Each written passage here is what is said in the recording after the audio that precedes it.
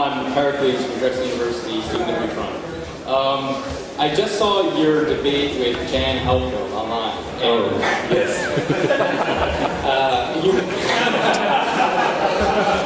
Actually, that would be more fun. But I wasn't there. Just for those who don't know, he's the guy who interviews a lot of politicians about using the Socratic method, and his approach was to drive the anarchists into the sea with tanks. I think this was his approach to the social contract. Peacefully, with tanks, but peacefully. Well, so, and that was, it boiled down to what you mentioned before about, let's say, you're having a discussion with your neighbor, if you don't like it, weed comes up.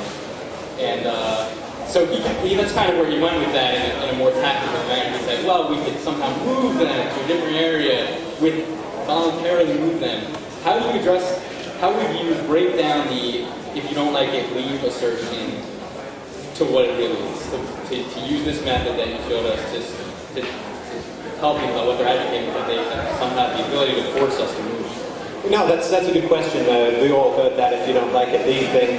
And the only reason I think people believe such a silly argument is they must have at some point had their dad say, you live in this house, young man, if you don't like it, get a job.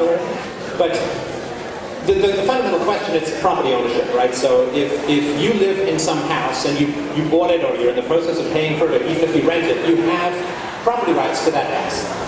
Right, so if you have property rights to your house, who the hell am I to tell you to leave? So again, you get your thing, right? So this is my house, because I'm very small. So this is my house, and I own it, right? So who is it who now also owns it that can tell me to leave? Who?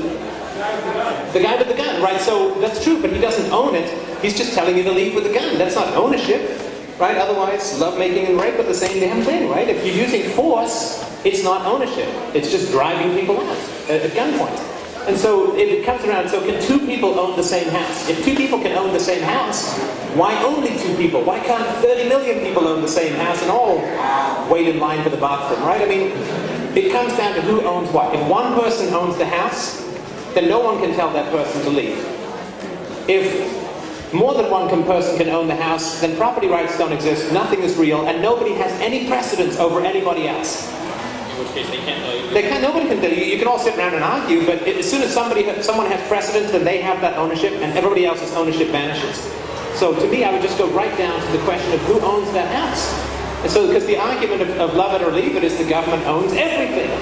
Right? The government owns everything, and they can tell you to leave. All you do is rent from the government.